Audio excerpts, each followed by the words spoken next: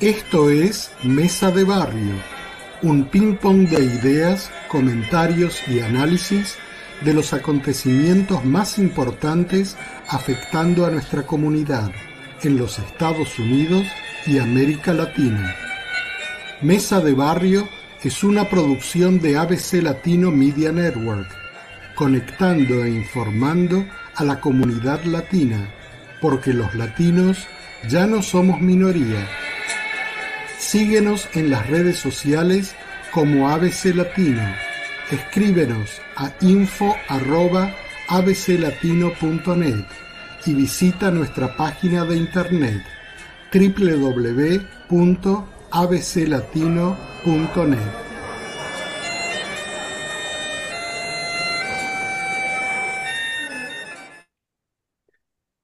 Muy buenos días a todas y todos, donde quiera que se encuentren. Desde ABC Latino, aquí cada uno de nosotros en distintos lugares. Yo soy Enrique Roblunsky y los recibo nuevamente a una nueva Mesa de Barrio y la Revista al Aire, esta coproducción de programas de ABC Latino. Y como pueden ver, aquí están con nosotros nuestros colegas Pocho Salcedo. Bienvenido nuevamente. ¿Cómo estás, Pocho? Mucho gusto de estar acá con todo el equipo SWAT de las comunicaciones en el río Hudson. Bienvenidos, qué gusto de compartir este tiempo con ustedes. También está aquí con nosotros Antonio Flores Lobos, el mochilero. Bienvenido nuevamente. ¿Qué tal? Muchas gracias, un placer estar aquí con ustedes nuevamente, y bienvenidos al otoño, bienvenidos a octubre, estamos aquí en la lucha. Ahí estamos. Y como en los mejores tiempos de los tres mosqueteros, que siempre fueron cuatro, obviamente, Carol Montes está con nosotros. Buenos días a todos, un placer estar con esta hermosa compañía. De verdad que tenemos una conversación muy amena cada vez que nos juntamos, así es que los invitamos a todos que se queden para que sean parte de esta hermosa charla. Así es. Y tenemos un programa que dura una hora, ¿verdad? Y la estamos comenzando ya mismo acá. Ya se nos fueron, parece mentira, 3 minutos. Y yo digo, ¿cómo puede ser tan rápido 3 minutos?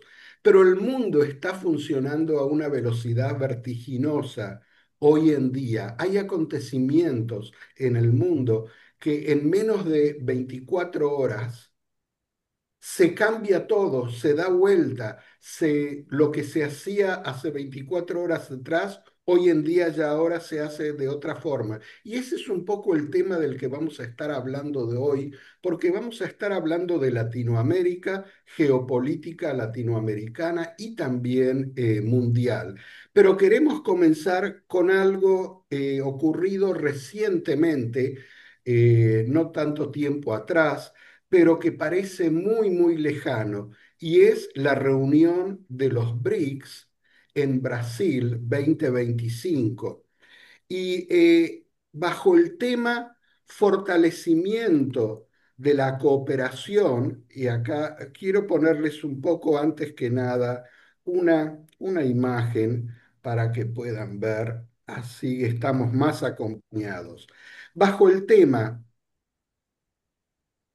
fortalecimiento de la cooperación del sur global para una gobernanza más inclusiva y sostenible, los líderes de los países BRICS se reunieron en Río de Janeiro, Brasil, para la 17 Cumbre BRICS. En septiembre, hace poquito, siguió una cumbre virtual extraordinaria de los BRICS en respuesta a la desestabilización económica mundial promovida por los aranceles de los Estados Unidos del presidente Trump.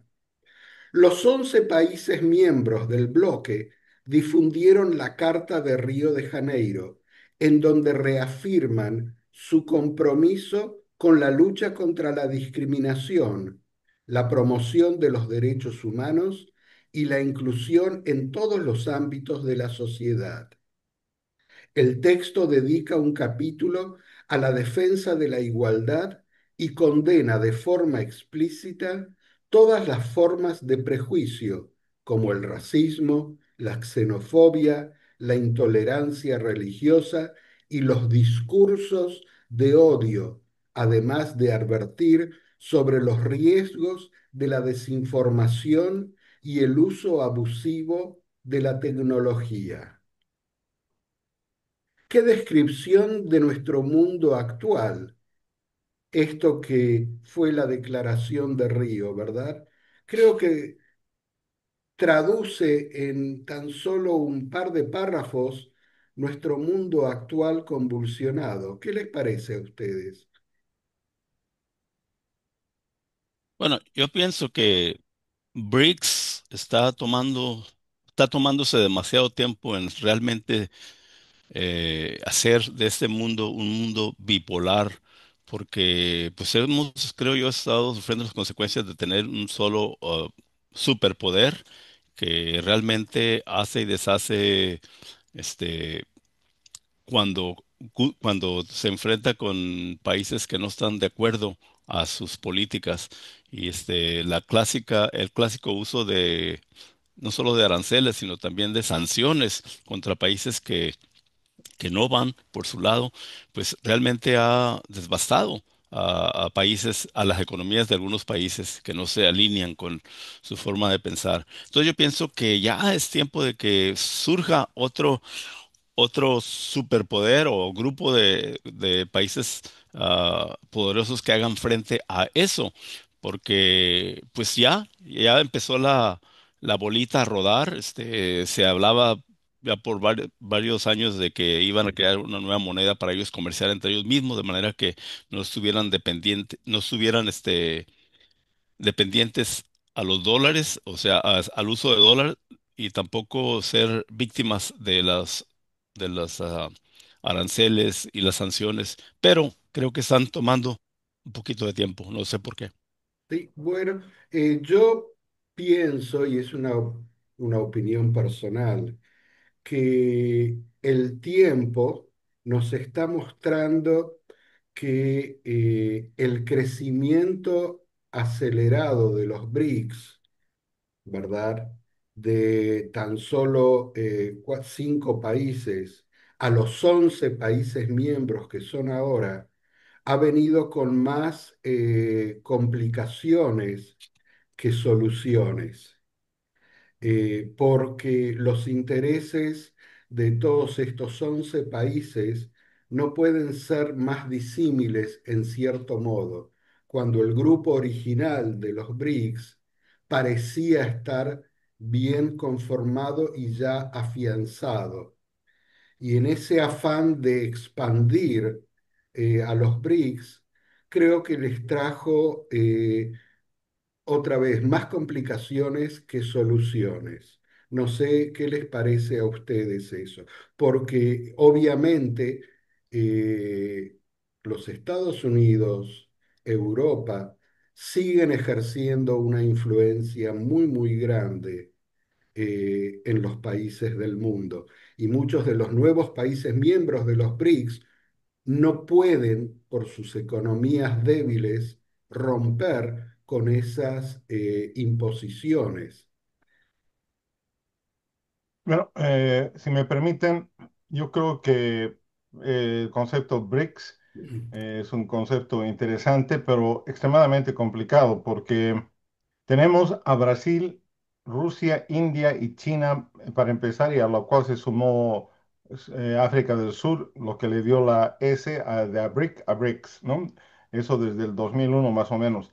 Pero imagínense solamente en ese grupo inicial.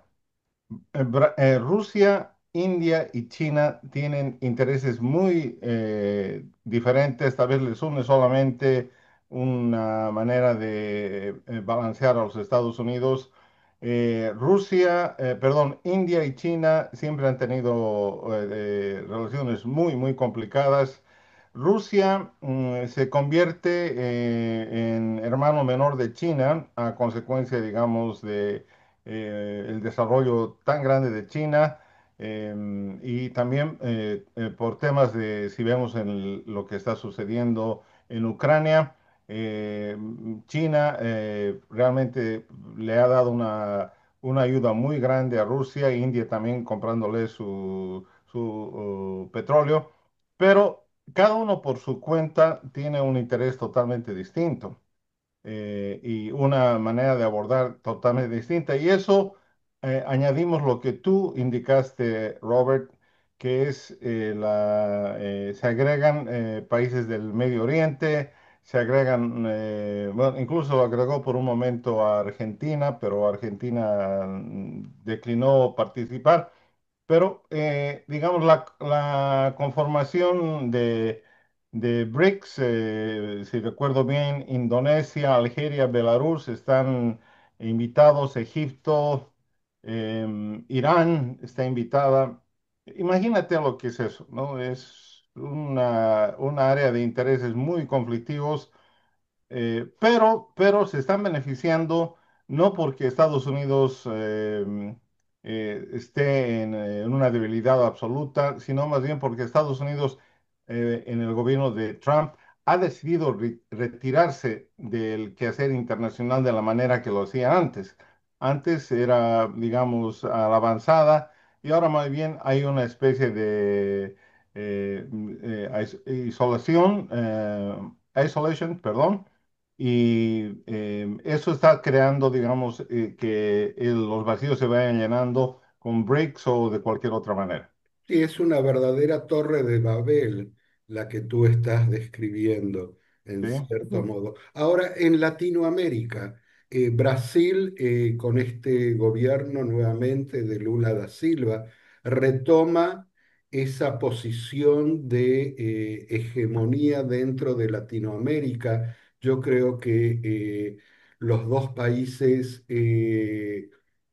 los países más grandes de Latinoamérica en este momento van marcando un poco en forma dispar, pero van marcando lo que sucede en Latinoamérica. Y me refiero a que tanto Brasil como México son países que están enarbolando un nuevo tipo de democracia con esa inclusión social. Mientras que por el otro lado, el otro grande de Latinoamérica, Argentina, es todo lo opuesto, cuando tradicionalmente y históricamente siempre estuvo alineado con los intereses que representaban Brasil, México y el resto de los países latinoamericanos. Y eso se hace muy evidente.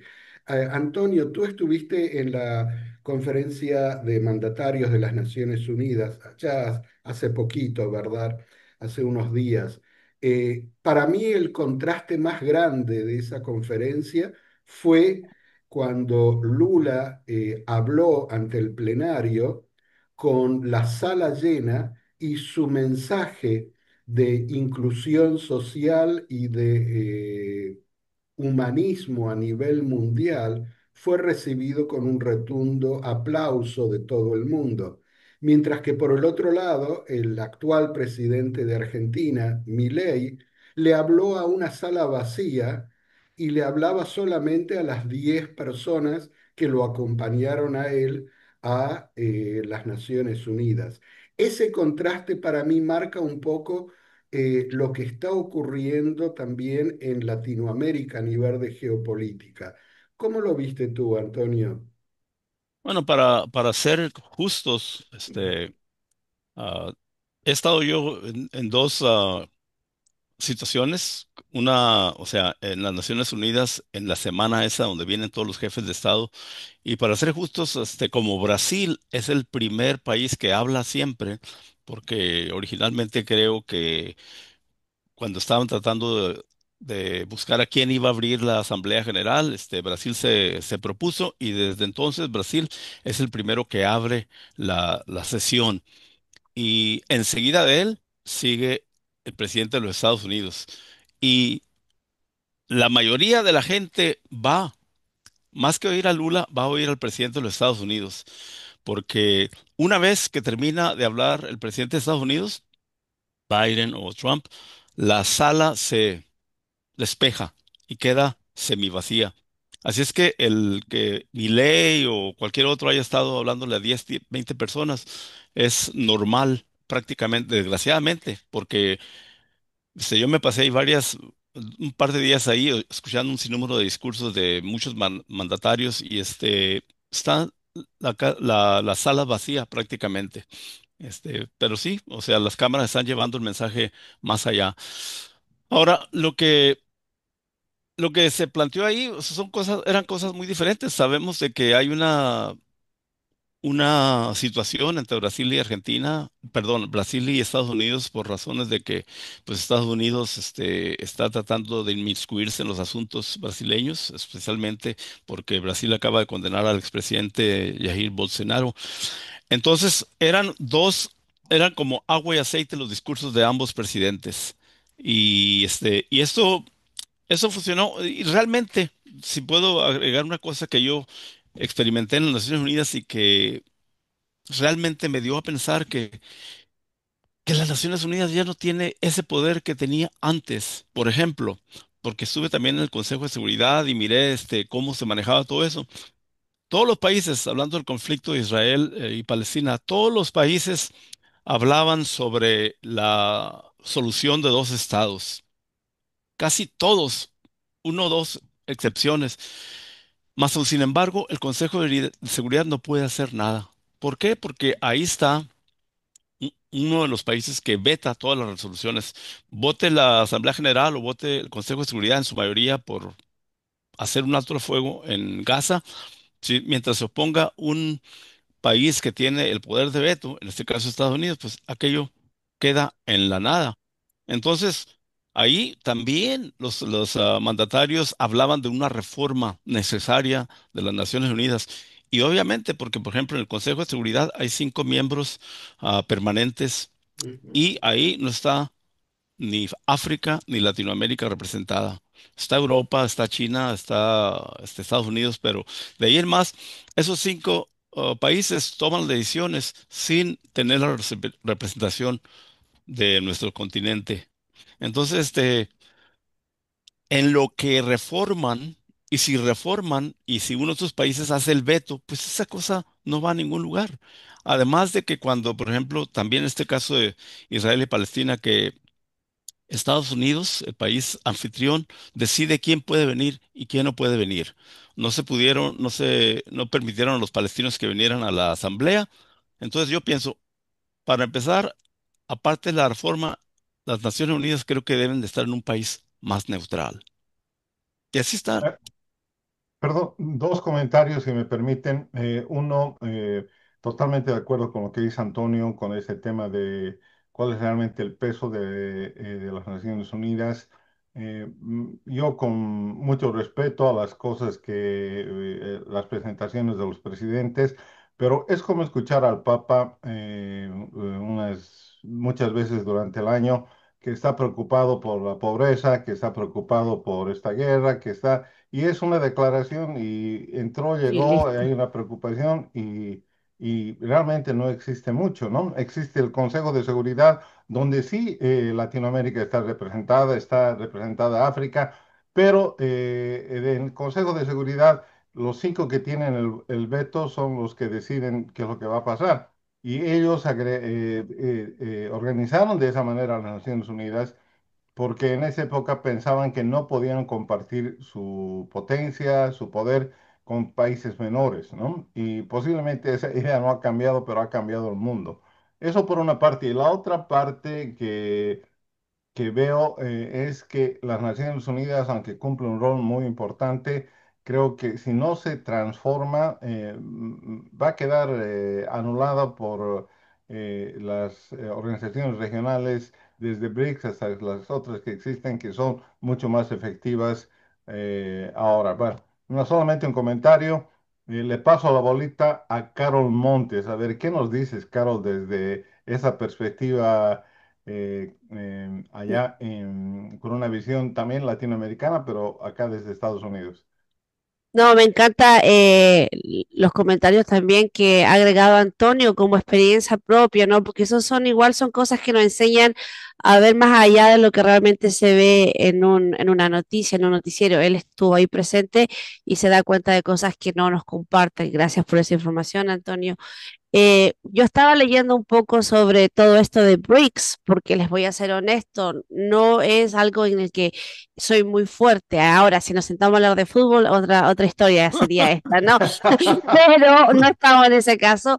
Pero puedo ver a BRICS como que fuera una mini FIFA, ¿no? En el que hay ciertas potencias que están invitadas a ser parte y me sorprendió mucho saber que la única representación de Sudamérica era Brasil. O sea, no porque estoy diciendo por qué no estuvo Chile, sí me pregunté por qué no estaba Chile. Primero porque el presidente está en concordancia con el presidente de Brasil. Um, Pareciera como que quisiera hacer una fiesta en mi vecindario y no invitar a nadie y dijera, esta es una fiesta para el pueblo de Poughkeepsie, pero voy a invitar a los de Kingston, voy a invitar a los de Beacon, pero no voy a invitar a nadie de Poughkeepsie. No, hay algo ahí que a mí no me parece una concordancia y no sé si ustedes tienen la respuesta de por qué no se ha invitado a ningún país latinoamericano, aparte de Argentina, que supe que Bolivia estaba como en conversaciones, pero no sé. Aquí vamos a volver a algo que tú, Pocho, sabes muy bien que siempre yo lo llevo todavía con la esperanza en mi corazón, y es el resurgimiento de la UNASUR, esa organización de principios del de la primera década del siglo XXI, esa década dorada para mí de Latinoamérica, de los gobiernos latinoamericanos progresistas, donde enarbolaron esas banderas de hermandad, esa hermandad que menciona Caro un poco, y que luego se fueron perdiendo en esos avatares porque así funciona el mundo y así funciona también la democracia. Es decir, las elecciones cada 6 años, como en el caso de México, cada 4 años, como en el caso de tantos países latinoamericanos, producen cambios y hoy en día cambios que están regidos no solamente por las ideas y las plataformas, sino también por los influencers, por aquellos que dominan las redes sociales y que de alguna forma también manipulan los mensajes, que es algo que la Declaración de Río mencionaba. Mencionaba la importancia de controlar ese desfasaje de social media, de los medios sociales, que muchas veces tergiversa o no deja percibir lo que es real de lo que no es real. Pero falta una institución fuerte en Latinoamérica. La organización de la OEA, la Organización de Estados Americanos, no lo es. El Mercosur no lo es todavía a nivel comercial, aún después de tantos años, porque va y viene de acuerdo a los distintos cambios políticos de los países. Pero ¿cómo amalgamar a países que pueden pensar similarmente? Es un challenge, no es fácil, no es tan fácil. Desgraciadamente es todo un reto. Y ahorita voy con eso porque hemos visto que algunos países en Latinoamérica pues están totalmente en diferentes esferas. Pero algo que quiero decirle a Carol, de que escuché a su presidente chileno y me llamó mucho la atención una cosa que dijo. Porque antes de eso, pues cuando uno camina por las Naciones Unidas te das cuenta, o sea, hay un lugar donde están las fotos de todos los que han sido secretarios generales de las Naciones Unidas. Están europeos, africanos, latinoamericanos, porque tuvimos ahí a Pérez de Cuellar, creo que se llamaba el representante peruano que fue secretario general de la ONU. Total que diferentes razas, diferentes nacionalidades, pero no una mujer. Entonces el presidente Boric ahí en la Asamblea General dijo que proponía él Ah, a la Michelle. expresidenta chilena, la señora Bachelet, porque, bueno, tiene credenciales de haber sido expresidenta y de trabajar en las Naciones Unidas con el Alto Comisionado de Refugiados. O sea, una persona que realmente, pues, cambiaría la historia si es electa. Y creo que las elecciones son este o el próximo año. Es que posiblemente la próxima vez, sea una mujer y una mujer Ah, latinoamericana la secretaria general de las Naciones Unidas, en pocas palabras, la mera mera. Otra cosa de las Naciones Unidas es de que cuando los presidentes decían de que necesitamos reforma en las Naciones Unidas, todos acordaban y decían que esto es lo único que tenemos, las Naciones Unidas. Por lo tanto, hay que cuidarlas, hay que cambiarlas, porque aquí es donde nos podemos juntar para, para realmente poder dialogar los conflictos que existen. En cuanto a Latinoamérica, pues estamos viendo a un Ecuador, a una Argentina, a un Paraguay que están totalmente muy opuestos a lo que son pues las ideas de los gobiernos más progresistas como Lula, etcétera, etcétera, o Petro, que también dio un tremendo discurso en la ONU. Entonces, es un reto realmente para juntar a estos países y realmente crear una comunidad sudamericana. Y ocurre lo mismo en Centroamérica, con un Bukele, con un Ortega en Nicaragua, con un Arévalo en Guatemala, que o sea, son de tan diferentes ideologías o formas de pensar, que es todo un reto realmente hacer una comunidad. Y estamos hablando de, por ejemplo, Ecuador que va a reinstituir las bases militares que tenía Estados Unidos en Manta, Ecuador, y creo que ahora hasta van a poner en las Islas Galápagos. Y Argentina, pues no sé qué se está haciendo por allá en la Patagonia, que a lo mejor también Milei, antes de que salga, les ofrece un terreno por allá para que tengan su base militar. Entonces, tenemos un país, un continente así tan dividido que no sé cómo le hacemos. Yo creo que Qué estamos buena. viendo, disculpa, Pocho, yo creo que estamos viendo un cambio muy profundo, estamos viviendo un cambio muy profundo en todo el mundo y en Latinoamérica también. Y como siempre sucede en los cambios, el que está dentro de la olla es el último que se da cuenta que está siendo cocinado, porque el calor va aumentando de a poquito. Es como se cocinan las ranas, ¿verdad?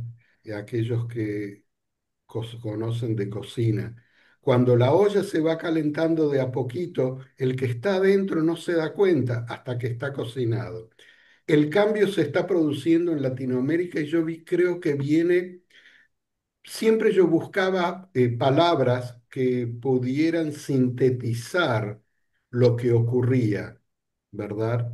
Es mi debilidad esa, pero yo creo que encontré una palabra que puede muy bien definir este cambio. Gobiernos humanistas. Siempre se ha hablado de gobiernos de derecha o de izquierda, progresistas, liberales, neoliberales. Lo que hace falta es, me parece a mí, es el humanismo que también dio origen a las Naciones Unidas y a la Declaración de los Derechos Universales del Hombre de las Naciones Unidas, que esa es la Carta Magna de las Naciones Unidas, pero que una vez que se declaró quedó ahí al ladito.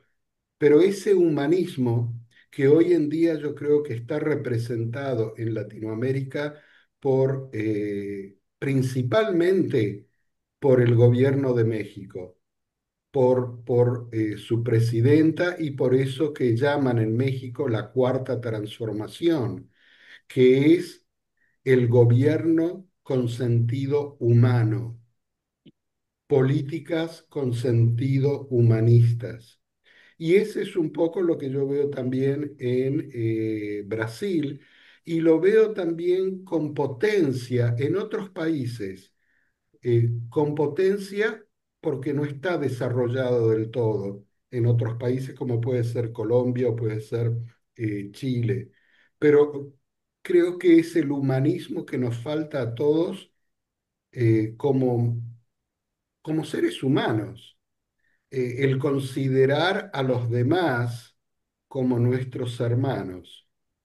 Y esa es la tónica que creo que está surgiendo en el mundo y en Latinoamérica de una manera bien caótica porque el orden viejo siempre se va a resistir a desaparecer, siempre se resiste. Es como cuando tenemos una enfermedad en nuestro cuerpo y hacemos todo lo posible para curarnos.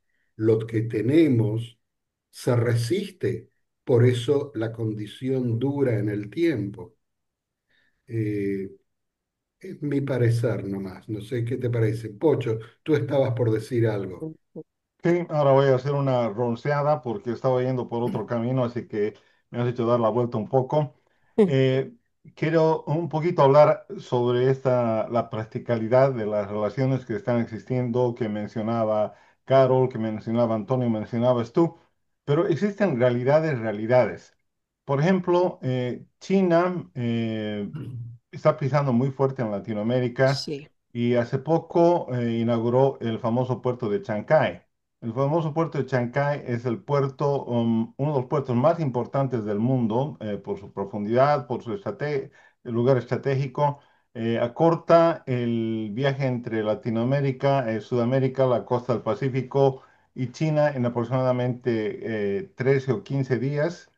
Hay una infraestructura, una inversión tan inmensa que se está convirtiendo en un polo de desarrollo para toda Latinoamérica. Incluso Brasil está hablando de tener un tren que vaya directamente desde las costas de Brasil hasta el Perú. La famosa que era la carretera bioceánica es ahora también un contacto a través de puertos, a través de Sudamérica con el Asia.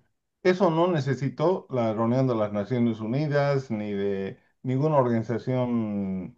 Mercosur no lo necesitó absolutamente nada. Fue una decisión de dos países que tienen una importancia capital en la geopolítica de Latinoamérica. Así que creo que acciones de ese tipo sobrepasan, digamos, la parte discursiva de lo que puede ser asociaciones globales, ¿no? China está pisando muy fuerte. Argentina, en el tiempo de los Kirchner, le cedió a China un pedazo inmenso de la Patagonia para que hagan sus exploraciones espaciales, para que hagan su trabajo científico, con la preocupación de otros países de que la organización que hace ese trabajo es una organización militar china, ¿no? Así que está cambiando bastante el panorama aún de Latinoamérica, mientras estamos mirando nosotros las alianzas típicas de organizaciones internacionales, etcétera, bilateralmente están pasando cosas muy tremendas. Caro, yo te quería preguntar, tú regresaste hace poco de Chile, ¿verdad? Y has vivido toda esta etapa de los últimos años del gobierno de Boric, antes de que él llegara a la presidencia y ahora. Y recuerdo antes de que él llegara a la presidencia, había como cierto resquemor en una buena parte de la población por todo lo que se decía sobre él, una persona de izquierda, una persona comunista, una persona esto y lo otro. Él llega con el apoyo popular al gobierno y ahora después de, ya son 2 años, casi tres, 4. Ya 4 años. termina, ahora en noviembre termina su periodo. Perfecto. ¿Cuál es la impresión de la gente en Chile respecto a lo que fue el gobierno de Boric antes, durante y ahora, a punto de terminar? Se esperaba más. ¿En qué áreas? ¿En qué sentido? En todo, todos sabemos que muchas de las personas que trabajan al lado de él fueron personas que lo acompañaron en la lucha cuando él era estudiante y compartían muchos ideales de justicia, de igualdad, de achicar esa brega, como tú dices, de tantas clases sociales y de ser, de tener como un Chile más justo. Mm, Y cuando empezó a posicionar a personas, amigos de él, en puestos millonarios, y, y esa brecha se fue achicando para ellos y no para el pueblo, hubo un tipo, yo le estoy diciendo a lo mejor por un porcentaje de personas, muchas personas van a estar de acuerdo conmigo, estoy segura, pero yo no vivo en Chile y es lo que yo pude percibir. Hay una yo creo que el próximo presidente de Chile va a ser como una respuesta a lo que no se pudo lograr con el gobierno de Boric.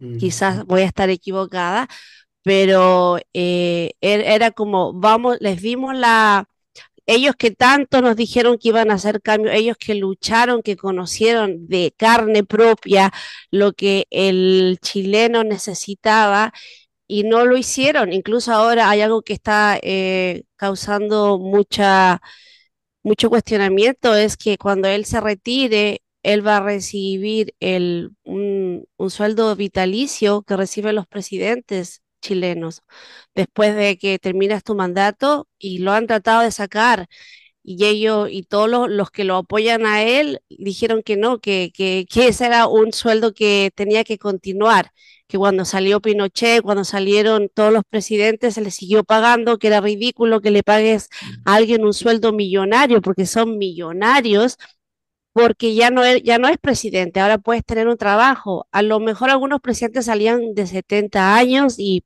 tenía un poco de sentido, pero cuando un presidente sale de treinta y tanto, de 40 años, no necesitas un sueldo vitalicio, puedes seguir trabajando, ¿no? Cuando tú aceptas que ese sueldo se te entregue y te puedes quedar sentado en tu casa sin hacer nada, para mí es muy contradictorio a lo que luchaste como joven. muy interesante tu análisis. Y dentro de ese marco, Pocho, en tus programas, el ADN de las noticias, tú estuviste analizando recientemente y tuviste invitados que hablaban de la geopolítica mundial. Cómo se inserta lo que está ocurriendo en Latinoamérica hoy en día dentro de la geopolítica mundial? ¿Cuál es la visión? Ay, ay, ay. Esta es una cuestión muy interesante desde el punto de vista latinoamericano. Si nos recordemos un poquito a los años 2000, por ejemplo, a este siglo, los últimos 25 años, creo que han habido cambios importantísimos. Estados Unidos estaba saliendo de una crisis que hubo económica muy grande y realmente vino el tema del terrorismo, las Torres Gemelas, y Estados Unidos dejó de conectarse con todos y se abocó casi totalmente al tema de su defensa internacional, su seguridad nacional, etcétera, y todos los cambios habidos y por haber que conocemos desde poder viajar y subir a un avión hasta ingreso a información personal por parte del gobierno, dentro de los Estados Unidos, fuera, etcétera. Conocemos toda esa historia. Eso hizo que Estados Unidos una vez más se olvide de Latinoamérica, ¿no? Realmente se parecía que Bush Jr., el presidente que hablaba español, etcétera, iba a reencontrarse con Latinoamérica porque Estados Unidos olvidó Latinoamérica para bien o para mal en los años 90. En los años 80 nunca han habido realmente una relación de trabajo con Latinoamérica. Y ahí es cuando China empieza a explotar económicamente y China empieza a participar en Latinoamérica, China empieza a tener relaciones importantes de comercio, inicialmente con los temas de minerales, de alimentación. por ejemplo, en Argentina, en Brasil, inversiones muy grandes. Y China se convierte en una fortaleza en Latinoamérica, como uno de los principales o el principal socio, por lo menos económico. Eso le ha cambiado totalmente la faceta a Sudamérica. Ya no depende totalmente de Estados Unidos, sino China es un factor muy importante con dinero, con tecnología, etcétera.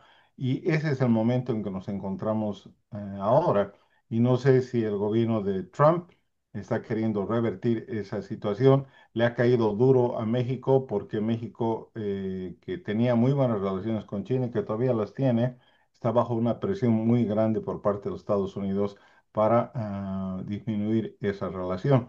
Y también en otros países de Latinoamérica, pero México es un ejemplo muy grande. Yo conozco de proyectos chinos que se han parado en seco en México. Entonces, una respuesta corta a lo que tú dices, geopolíticamente está habiendo un recambio en Estados Unidos para volver a Latinoamérica. Latinoamérica está respondiendo no como un bloque, está respondiendo una vez más individualmente, país por país, que me parece nunca ha sido la mejor opción para Latinoamérica.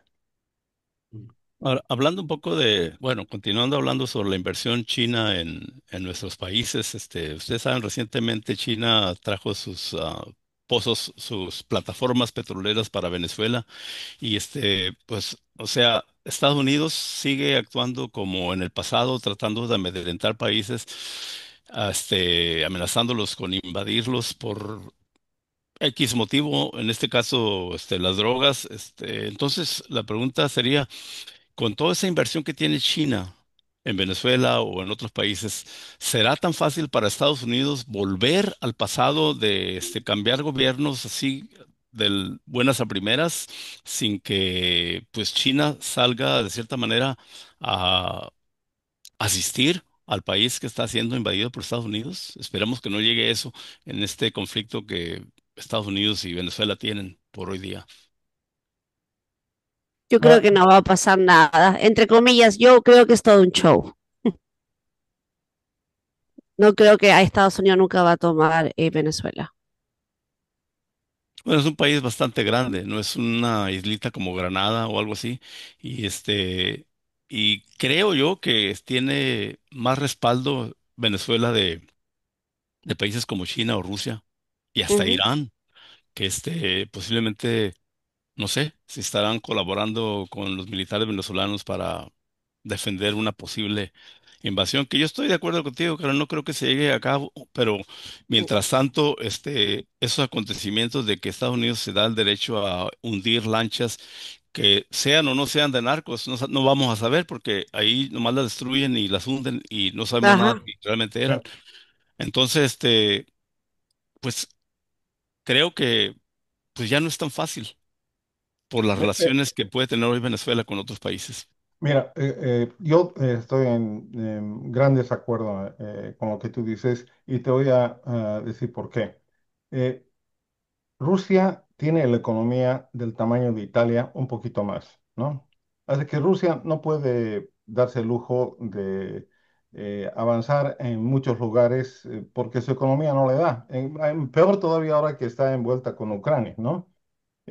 Otro país, por ejemplo, Irán, bueno, Irán, hemos visto lo que ha pasado con Irán, que cuando se quiso abordar el tema nuclear, bueno, Irán estaba totalmente indefenso, ¿no? China creo que China tiene más interés en ver cómo se va a plantear en Taiwán, cómo se va a plantear en el sudeste asiático que en Latinoamérica, porque digamos Venezuela tiene petróleo, es un país importante, ha sido siempre un país importante, pero no creo lo suficiente para que se las jueguen para cambiar el balance geopolítico por ahora, ¿no? Así que hay posiciones duras, etcétera, pero yo creo que sobredimensionado el tema de un cambio, de lo que pueda pasar. Estoy de acuerdo con Carol. Estados Unidos, no sé qué jueguito está jugando Ujú. con Venezuela, pero no creo que esté No. con las ganas, con el estómago. No creo que haya norteamericano, no sé que hay uno muy fanático que diga vamos a poner boots on the ground y vamos a derramar sangre en Venezuela para que Maduro deje de ser presidente. Pues por lo menos la idea, mi punto de vista. Mm. Es muy mediático el presidente de Estados Unidos. Entonces, todo lo que cause furor y llame la atención y conversación en el mundo, a él le gusta. Entonces, él hace como esos pequeños movimientos para que la gente hable de él y después se echa para atrás y no pasa nada. Yo no le creo. Eh, yo tampoco pienso que vaya a hacer ninguna acción bélica y creo que es todo más un show, pero no porque no quisiera, sino porque creo que el presidente norteamericano hoy en día está buscando principalmente una sola cosa para él personalmente, y es obtener el Premio Nobel de la Paz. Y comenzar una guerra en Latinoamérica no va a conducir a ese Premio Nobel de la Paz. Y por eso creo que también está tan involucrado, acertadamente o no acertadamente, o como sea, en buscar resolver conflictos en el mundo, al mismo tiempo que es el causante de muchísimos conflictos económicos, sociales, políticos, con todas sus medidas, ¿verdad? Hablábamos al comienzo y me gustaría la opinión de ustedes de lo rápido que van cambiando las cosas acá. Y creo que un ejemplo de lo que estamos hablando de geopolítica y de la influencia de Norteamérica en el resto del continente y de China, y es lo que ocurre actualmente en Argentina. Ustedes saben que el gobierno actual de Milei, el gobierno de la motosierra, el gobierno que vino a terminar con la casta, como se decía antes de las elecciones, hace apenas menos de 2 años, porque todavía no son 2 años de este gobierno. Es un gobierno que puso a toda la casta en el poder. Y no solamente eso, es un gobierno cuyo plan económico está haciendo agua ya desde hace meses y meses por todos lados. Es un barco que se está hundiendo y que solamente se mantiene a flote gracias al apoyo monetario de el Tesoro de los Estados Unidos y el Fondo Monetario Internacional, que vuelve a prestarle billones y billones de dólares a un país que ya estuvo en default varias veces y cuyo plan económico es solamente para favorecer a un grupo financiero, pero todo ese dinero no va reinvertido. Bueno, ¿qué ocurre hoy en día? Para hacerlo cortito, algo muy curioso ocurrió hace tan solo 3, 4 días atrás, cuando el presidente Milei estuvo en Estados Unidos, se sacó una foto con el presidente Trump y mostró al mundo una proclama, más o menos como esas proclamas que ustedes conocen ahí en el Hudson Valley, que cualquier político le da a alguna organización que está haciendo algo. Nuestra organización sin fines de lucro tiene, pero docenas de proclamas, que es un papelito que dice apoyamos lo que están haciendo, pero detrás de eso no hay ningún respaldo real. Recibió ese papelito de Donald Trump y la foto, y recibió la promesa de recibir dinero adicional todavía del Tesoro de los Estados Unidos. A menos de las 24 horas, todo eso cambió. Y el Tesoro de los Estados Unidos salió a decir, no, no, no, no, no le vamos a dar dinero. Vamos a estar haciendo un swap de monedas. Y en un swap, el dinero, tú entregas dinero de tu país, recoges el dinero del otro país, pero no lo puedes usar.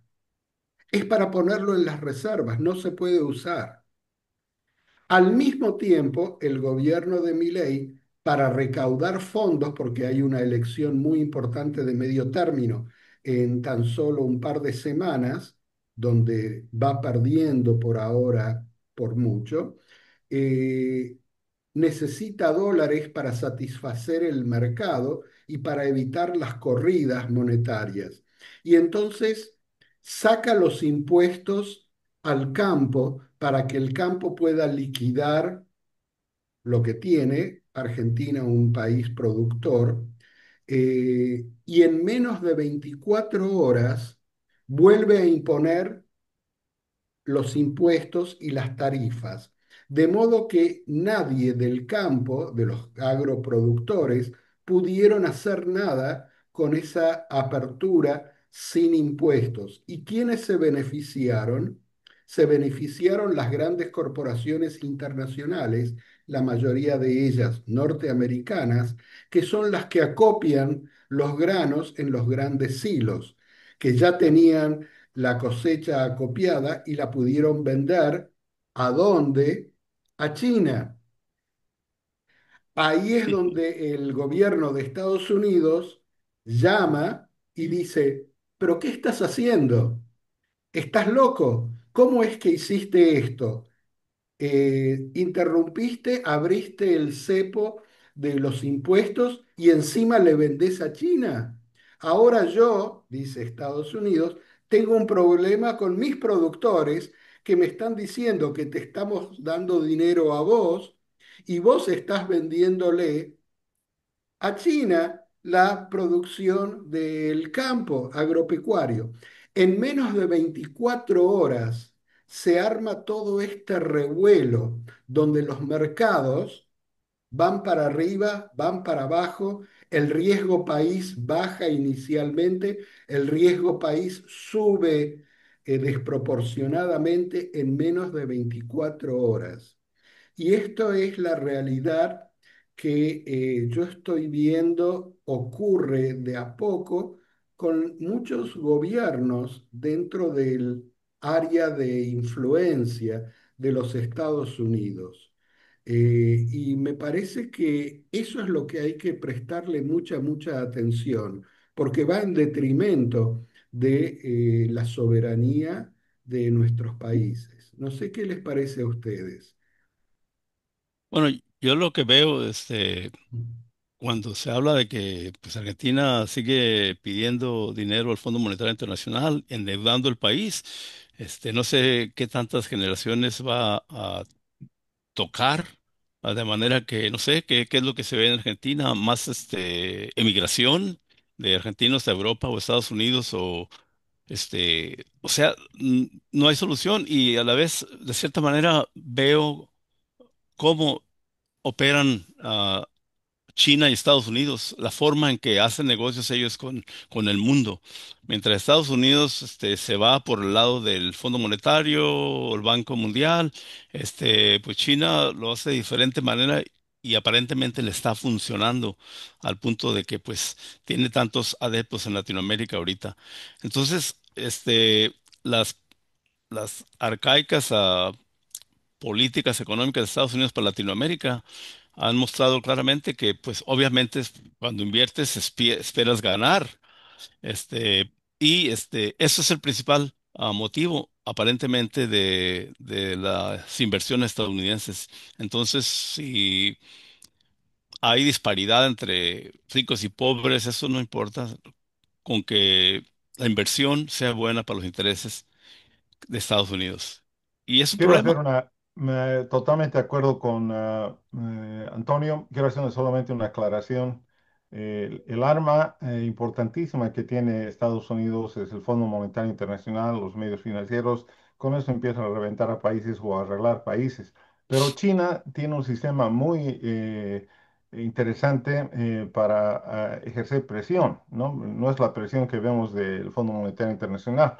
Por ejemplo, cuando entró Macri al poder, quiso deshacer varios de los acuerdos que hicieron el gobierno de Kirchner con China. Uno de ellos fue, por ejemplo, esa base científica raya militar que tienen en la Patagonia y otras represas, etcétera. Pero China, en cada acuerdo que tiene con los países, sea cualquiera, Argentina, México, Bolivia, Perú, Chile, etcétera, hay una cláusula de conexión. La cláusula de conexión en los acuerdos chinos dice que si se modifica un acuerdo, vale decir, no queremos un nuevo gobierno, vamos a cambiar este acuerdo con la China, afecta a todos los acuerdos que tuvo China con ese país.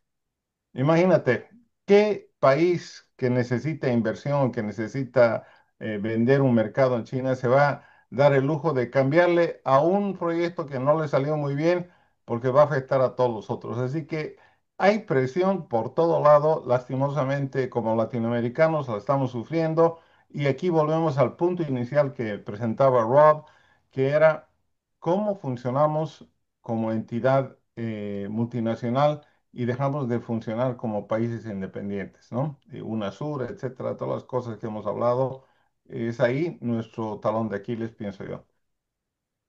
Eso, déjame decir, eso es súper importante lo que mencionabas, porque obviamente un país que va a invertir en otro país espera algo a cambio. Eso no es gratis. Entonces, es hora de que Latinoamérica empiece por sí mismo a desarrollarse. Lamentablemente, todos los países, de las cosas primeros que piden son inversión extranjera. Y con eso, pues vienen los attachments que le llaman de que algo quieren de regreso. A mí me estaba sorprendiendo ahora, estoy viendo en las redes sociales de vez en cuando que México ya está produciendo hasta aviones y cosas así que antes, o carros eléctricos, cosas que antes, todo venía del exterior. Ahora, no sé qué tanto de esos componentes son realmente mexicanos o si vienen de fuera, pero al menos está creando cosas que nunca antes se hacían y que siempre estábamos basados a exportar aguacates o tomates o cosas así. Y ahora pues viene un poco de una semi-revolución tecnológica en México, parece. Sí, a Bien. propósito, tú mencionaste el coche eléctrico de México y ese es 100% producido en México, con partes, con toda la ingeniería mexicana. Así que sí, y eso es parte de lo que la cuarta transformación proclama, ¿verdad? Que es el de distribuir y expandir los medios para producir más económicamente y repartir esa riqueza en toda la población. Pero tú Ustedes, mencionaste ahí el gobierno de Claudia Sheinbaum y sabes que yo tengo mi corazoncito con Claudia y es una de mis héroes. Sí, no, Así no, no que habíamos notado. No nos dimos cuenta. Ajá. ahora que está hablando de eso, me recordé de el Andino. ¿Lo recuerdan? ¿Qué fue? Ujú. ¿qué fue el Ajá. Dale, andino? Carol, dale, Carol. No, yo no sé qué pasó con yo, lo único que sé que existió. Era un autito chiquito, ¿no? Como el Fiat. Creo que este fue un proyecto del Pacto Andino, ¿no? Es cuando los países se organizaron con un pacto y quisieron ser un poco más independientes y crearon un carro, cosa Ujú. que no Ah, se había visto antes de que un carro latinoamericano, pero desgraciadamente creo que no fue a mayores. ah. No, Bueno, bien, sí, es una buena investigación por hacer. quiero agradecerles a los tres. Estamos llegando al final de este programa y creo que hemos abordado varios puntos interesantes de lo que es la geopolítica actual en Latinoamérica con respecto al mundo. Y un último pensamiento es, vuelvo a lo que Pocho comentaba ahora, y es que unidos siempre vamos a ser más y vamos a poder lograr más cosas para todos nuestros pueblos, mucho más que si nos encontramos desunidos o actuando unilateralmente. Y con esto los dejo. Hasta la próxima. Muchísimas gracias. Nos